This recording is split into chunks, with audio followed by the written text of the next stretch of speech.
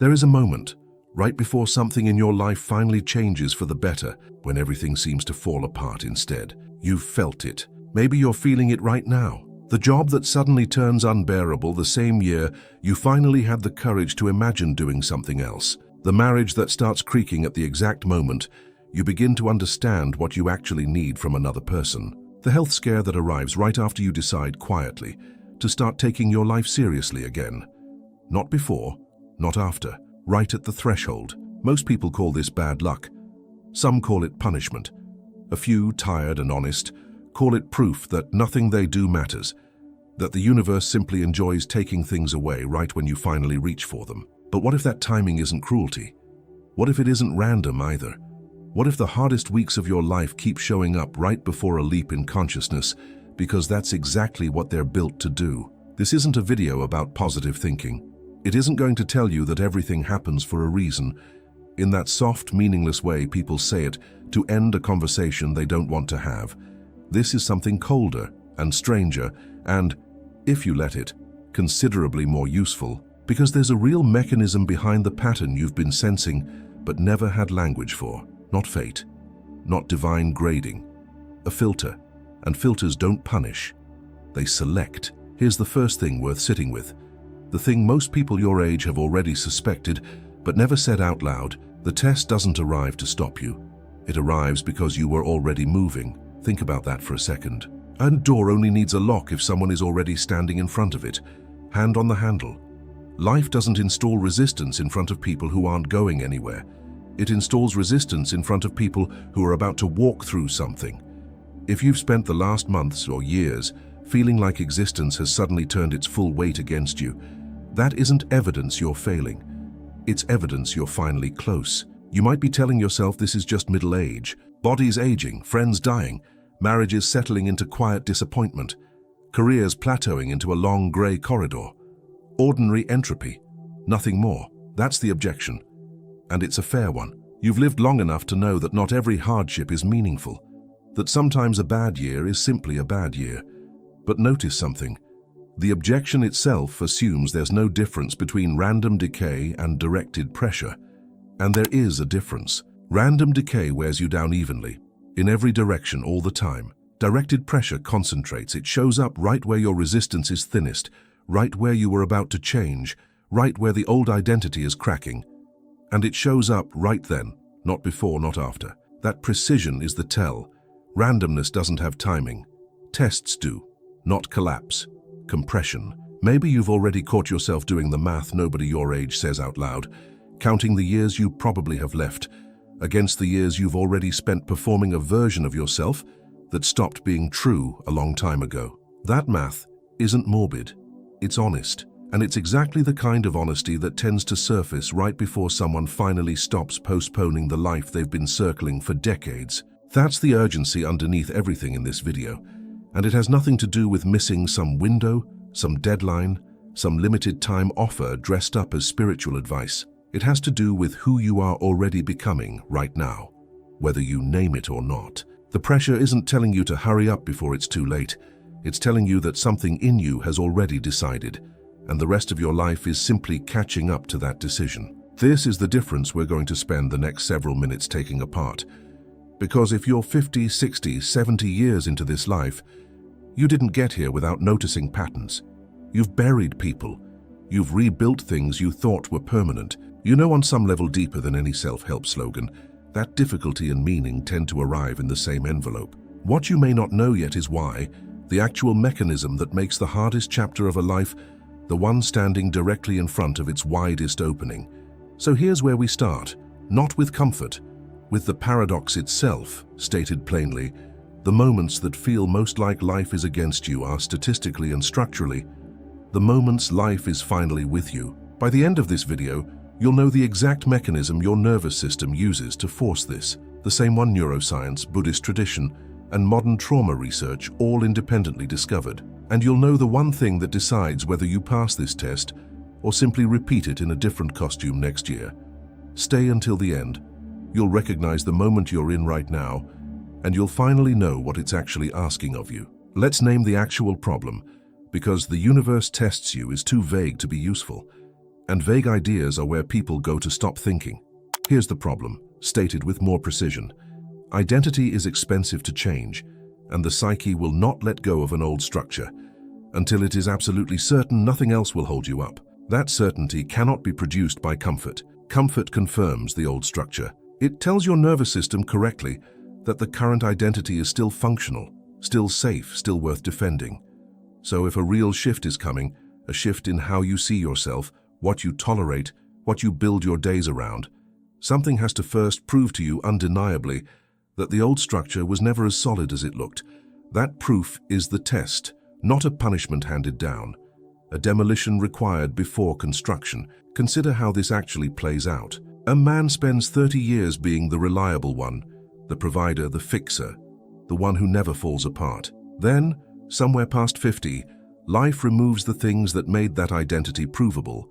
The job ends, or the kids stop needing rescuing, or his own body stops cooperating with the role. From the outside, it looks like loss. From the inside, if he's honest, it feels like erasure. But look closer at the sequence. The identity doesn't get quietly retired. It gets stripped, piece by piece in public in ways he can't control, because that is the only condition under which a 50-year-old self-concept actually lets go, not decided, forced. Here is the mini revelation worth sitting with. The test is not measuring whether you deserve the next chapter. It's measuring whether the current chapter has finished lying to you. That reframes everything, doesn't it? If the test were a judgment, failing it would mean something is wrong with you. But if the test is a demolition, failing it just means the old structure hadn't finished collapsing yet. And it will keep collapsing in slightly different forms until it's actually gone. The test isn't graded. It's recurring by design, and it recurs precisely as many times as the false structure takes to fully surrender. Not a grade, a demolition.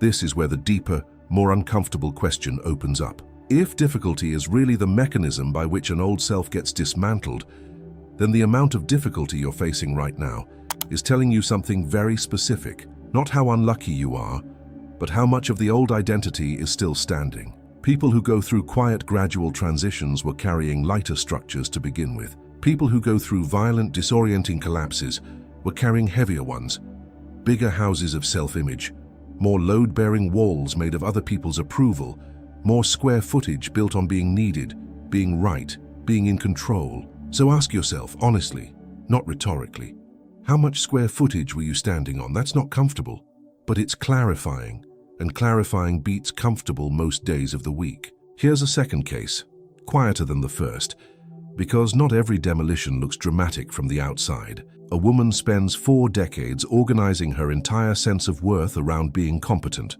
the one who never needs help, who reads the instructions before anyone asks, who has a plan for the plan.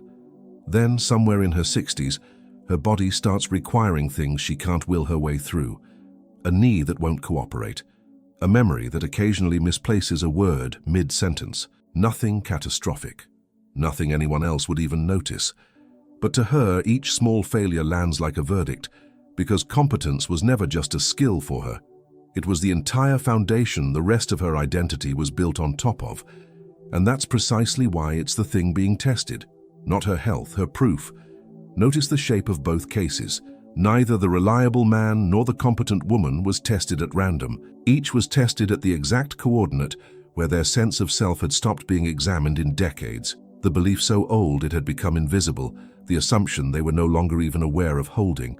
That's usually how you can tell a test apart from ordinary hardship. Ordinary hardship complains about circumstances.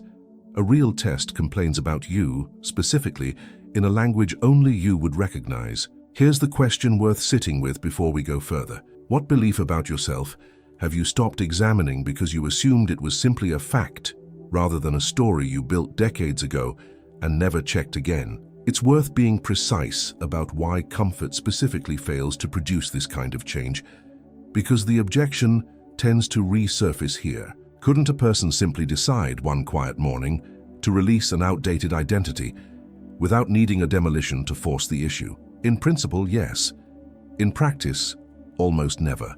And not because people are weak, but because identity isn't stored as a belief you can simply argue yourself out of. It's stored as a prediction your nervous system uses to keep you safe, reinforced by thousands of small confirmations across decades. You don't talk a prediction out of existence. You have to give it enough disconfirming evidence repeatedly, under enough pressure, that it finally stops predicting the same thing. Not a decision made once, but evidence forced through repeatedly. That's not a flaw in the design. That's simply what changing something load-bearing actually requires, in a body as much as in a building. Here's the limitation of what we've covered so far, and it's a real one. Knowing that difficulty demolishes an old identity doesn't yet tell you how the demolition is engineered, why it takes the specific form it does, why some tests are external circumstances and others are entirely private and invisible, why the timing lines up with human history in ways that go back thousands of years. That's not a small gap. That's the next layer down, and it changes how you'll read your own life once you see it. If this mechanism is real, it shouldn't be new, and it isn't. Go back to the desert traditions. Moses spending 40 years in exile before he's fit to lead anyone anywhere. 40 years in the wilderness afterward, before an entire generation can enter anything resembling a promised land. Go to the Buddhist accounts of Siddhartha Gautama sitting under the Bodhi tree, where the final night before his awakening is described not as peaceful meditation, but as an assault. Mara, the tempter, throwing fear, desire, and doubt at him in waves, precisely because the awakening was close enough to threaten whatever Mara represents in the old structure of mind. Go to the Stoics, 4 centuries before that, writing plainly that difficulty is not evidence of divine neglect, but the exact material a person needs to become who they're capable of becoming. Epictetus, a man who had been enslaved, insisting to his students that obstacles are the curriculum, not the interruption of it. None of these traditions describe hardship as punishment for the ones on the edge of transformation. They describe it as admission price. Here's a concrete case worth sitting with, one modern psychology actually studied, instead of just inheriting as folklore.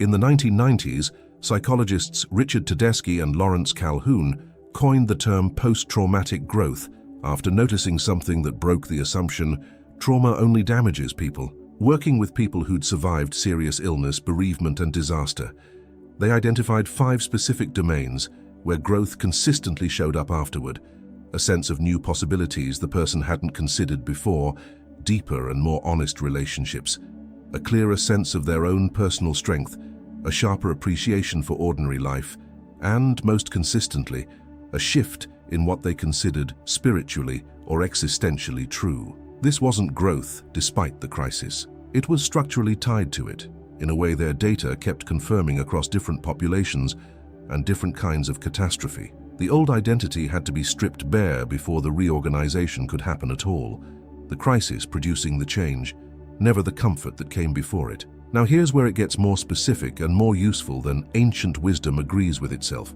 Look at what kind of hardship shows up in each case. It isn't random suffering. It's precision targeted at the exact attachment the person hadn't yet released. Siddhartha isn't tested with hunger. He'd already mastered that through years of asceticism. He's tested with temptation, aimed at pleasure, fear aimed at safety, doubt aimed at his own legitimacy, the 3 things still standing between him and full awakening. Job, in the older Hebrew text, isn't tested with poverty alone. He's tested with the destruction of everything he'd used to prove to himself and his community that he was righteous. The wealth, the family, the health, the reputation, because those were the exact props his identity was still leaning on. This is the deeper pattern. The test is custom built. It doesn't attack you at random. It attacks precisely the load-bearing wall. Modern clinical research adds one more piece that ancient myth couldn't have measured. Not everyone who survives a crisis grows from it, and the research is honest about that. What separates the people who experience post-traumatic growth from the people who simply experience post-traumatic damage isn't the severity of what happened to them. It's whether they were able eventually to make meaning out of it instead of only enduring it. Meaning-making is the variable, not toughness, not positivity. The willingness to ask what the collapse revealed rather than only how badly it hurt. That distinction matters enormously for what we're building toward in this video, so hold on to it. Surviving the test and passing the test are not the same thing.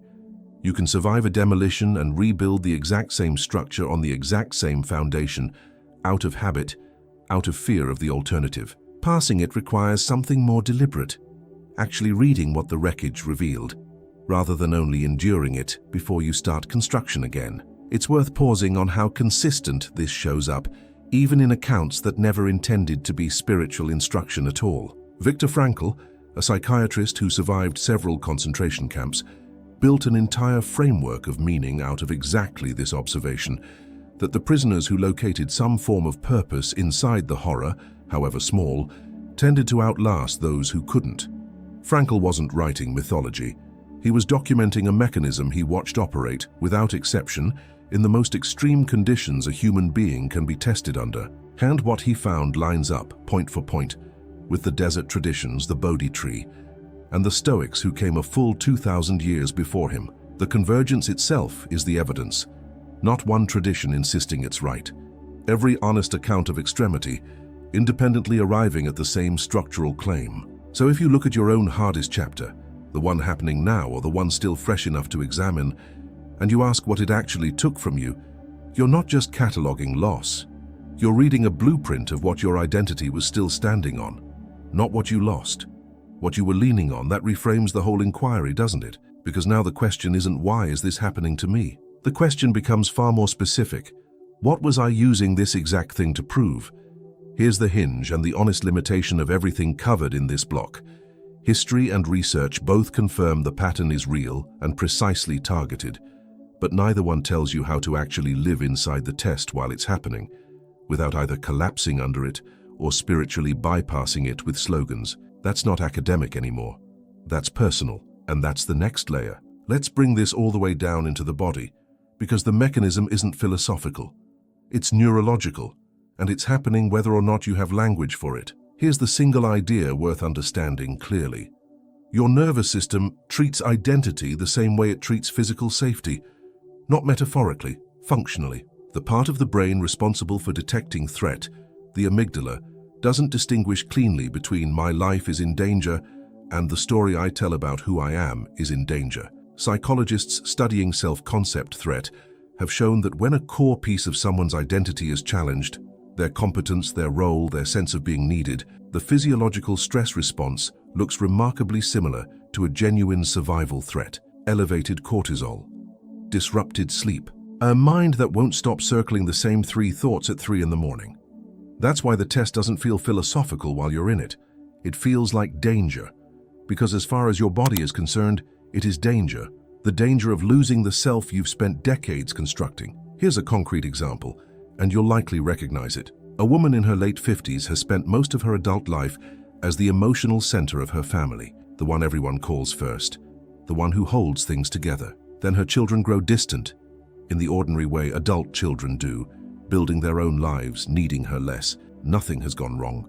No one has betrayed her, and yet she experiences it as a kind of grief so acute it surprises her, because it isn't really about her children pulling away. It's her identity's load-bearing wall, being needed, losing its foundation in real time, and her nervous system reads that loss exactly the way it would read a physical threat, not weakness, wiring. I've watched this happen in my own life, more times than I'd like to admit, defending a role long after it had already stopped being true, telling myself it was one bad week, not the beginning of a pattern. If you recognize it while you're watching this, you're already ahead of where I was. Here's where this becomes directly applicable to your own life right now, not as theory, but as a diagnostic. The next time you feel that particular flavor of dread, not sadness exactly, not anger exactly, but a kind of destabilized panic, ask what identity role is actually being threatened underneath it.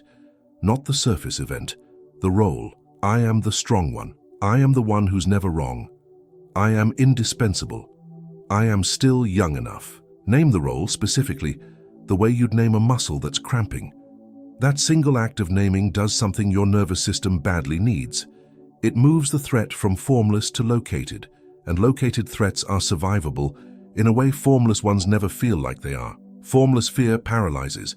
Named fear can be worked with. There's a second piece of the mechanism worth naming, because it explains why the same test can seem to repeat itself in different costumes for months, sometimes years. The nervous system doesn't update on a single data point. It updates on repetition. which means one health scare, one difficult conversation, one moment of being replaced or overlooked, usually isn't enough to convince a decades-old identity to actually release its grip. So the pattern shows up again, in a slightly different form, testing the same load-bearing role from a different angle, until the evidence has accumulated past the threshold your particular nervous system requires. This is why people often describe this period of life as one long, disorienting sequence of losses rather than a single clean break. It isn't one test, it's the same question asked repeatedly in different handwriting until you finally answer it. Consider a man who spent his career being the smartest person in most rooms he entered. First, his company brings in someone younger who clearly understands the technology better than he does. He tells himself, that's just one project. Then his adult son stops asking for his advice, quietly building a career using tools his father never learned. He tells himself, that's just how kids are. Then in a conversation with his doctor, he realizes he no longer fully understands his own test results without help. 3 separate events on the surface. One continuous test, underneath, aimed at the exact same role. I am the one who knows. From 3 different directions because one blow was never going to be enough to move a belief that old. This is also why trying to white-knuckle your way through a single instance of the pattern rarely works the way people hope. You can survive one round of it through sheer discipline. Grit your teeth, get through the week. Tell yourself it was a fluke. But if the underlying role hasn't actually been examined and released, the test simply reschedules itself under a different name, the same unexamined role wearing a new face. This is the part that looks from a distance like, life keeps throwing the same thing at me.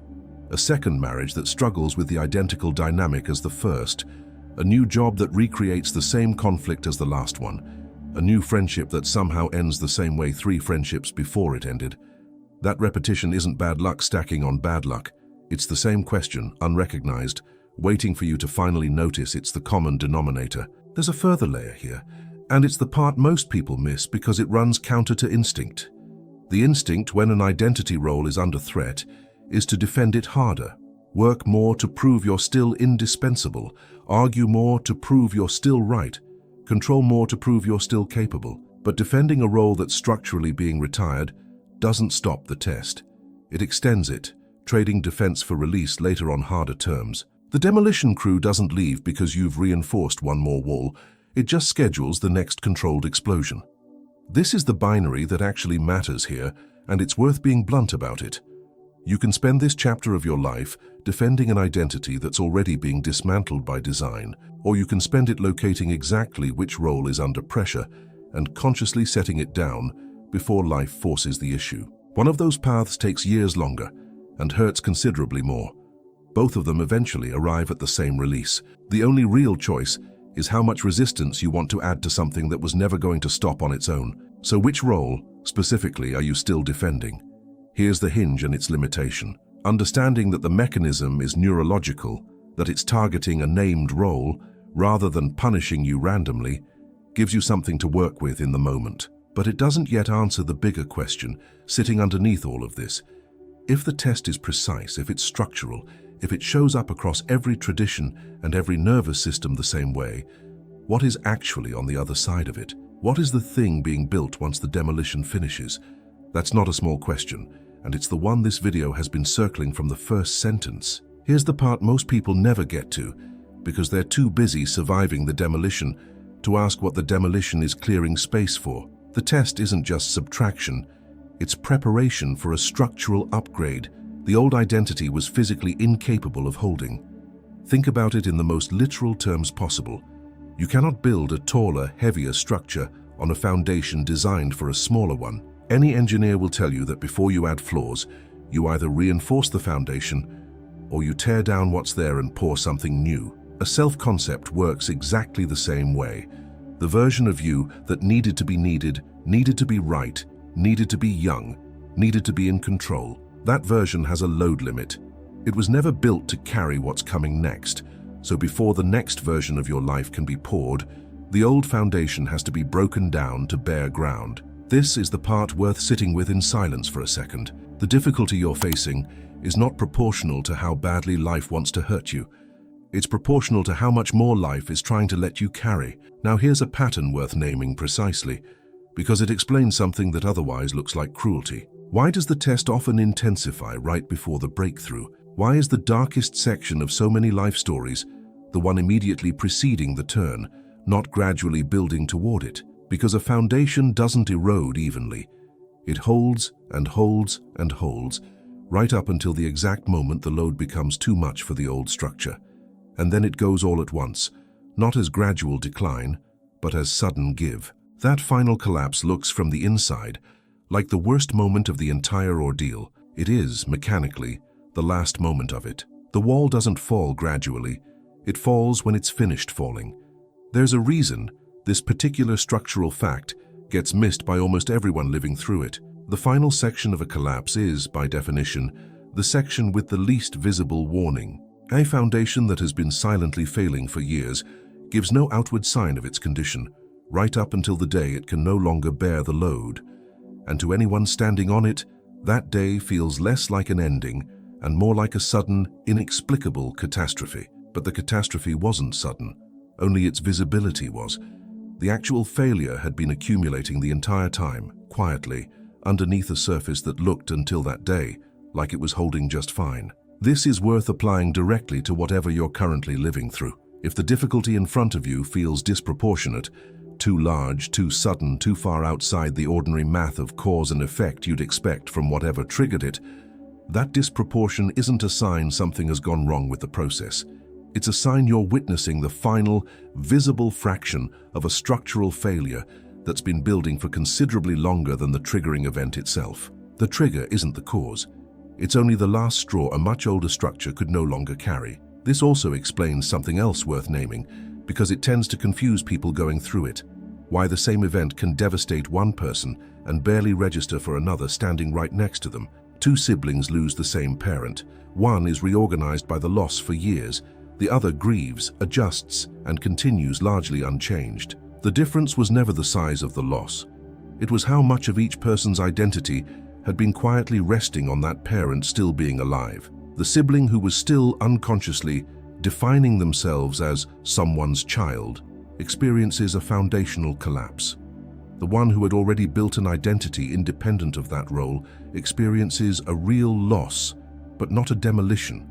Same event, two entirely different structural loads, never the event itself, always what was still resting on it. Let's slow down here, because this is where the video stops explaining and starts talking to you directly. If you are in the middle of this right now, if the last months have taken more from you than you thought you had left to give, I'm not going to tell you it's almost over, because I don't know your timeline and neither does anyone selling you that certainty. What I will tell you is this: the intensity you're feeling is not proof that something has gone wrong with your life. Structurally, mechanically, historically, it is closer to proof of the opposite. You do not get handed a foundation this violent to break unless something considerably larger was scheduled to be poured on top of it. Ask yourself honestly, what have you already survived that you assumed would end you?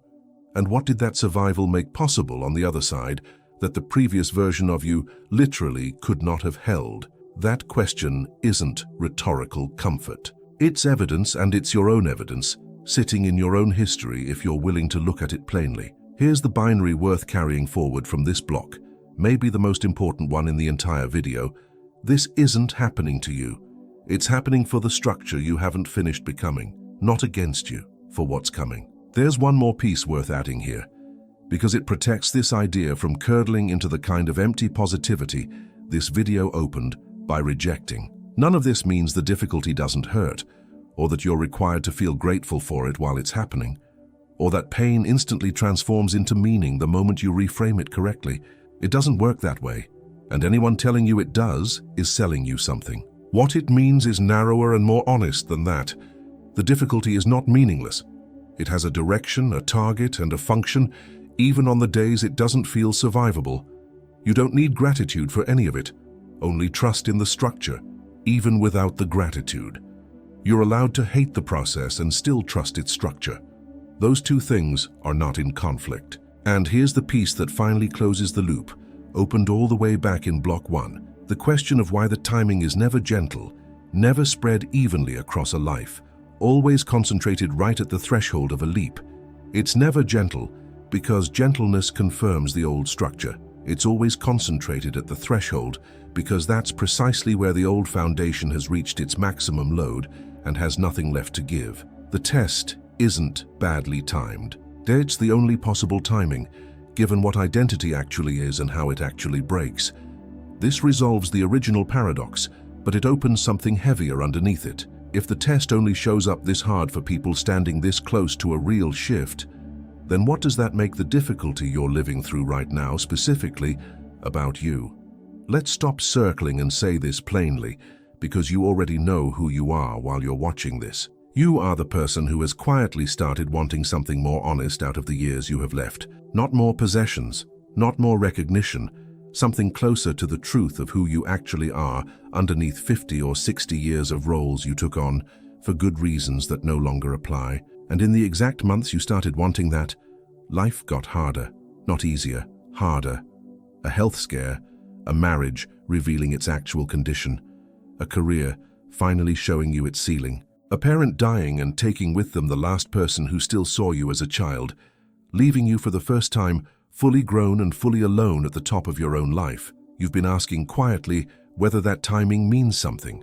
It does. It means you were close enough to threaten the old structure, and the old structure fought back the only way it knows how, not as punishment, but as resistance from what you're outgrowing, by making the current version of your life as uncomfortable as possible, so you'd retreat into familiar roles instead of finishing the walk toward whatever's next. I still catch myself doing this some weeks, reaching for the old role like a handrail, even after I've already seen in my own life that it stopped holding anything up a long time ago. That's not a failure.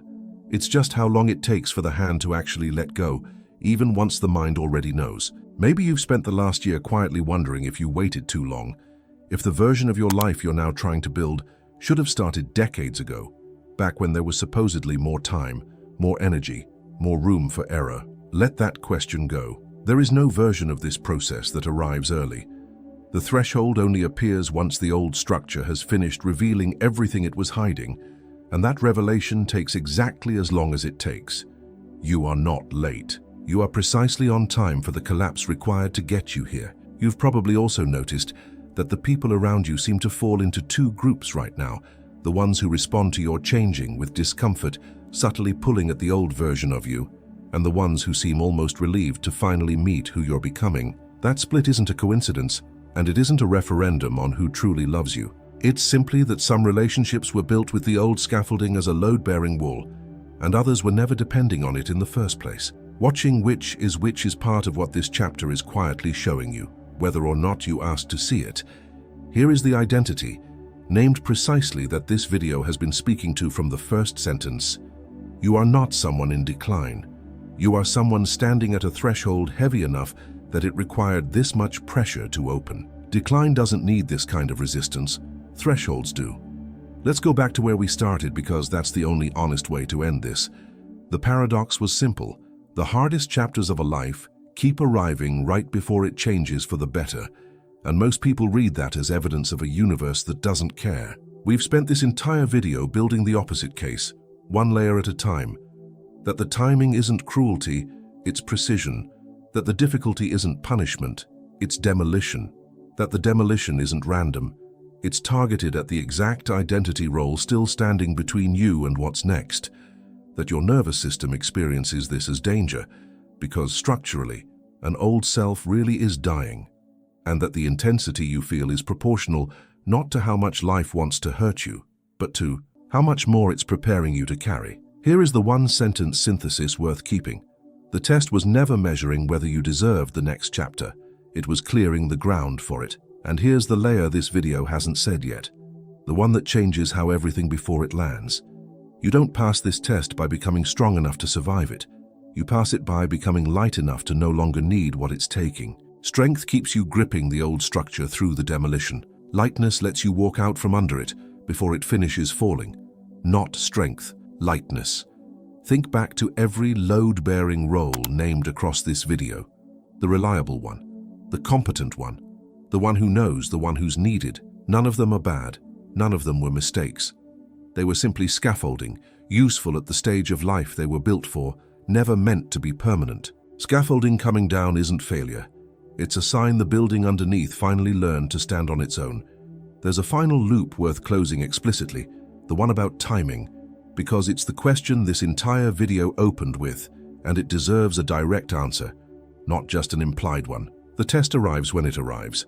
Not early, not as punishment, not as a random cruelty inserted into an otherwise fair life, because that is the precise moment the old structure has finally run out of ways to hold. You didn't attract it through bad thinking. You didn't earn it through some hidden failure.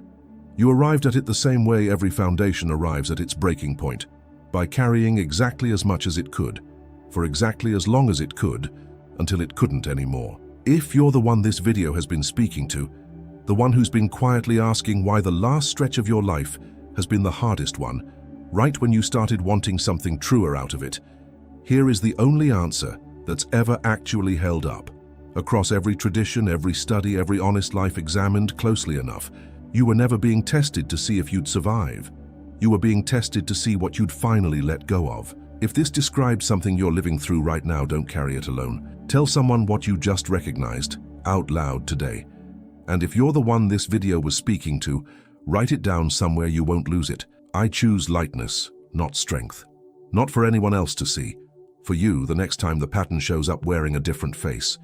Put it in the comments too if you want it witnessed. Just those 5 words. I choose lightness, not strength. If this channel is where you come back to remember who you're becoming, staying subscribed isn't about the algorithm. It's a small, quiet contract with the version of you that's still under construction. You were never falling. You were finally being cleared.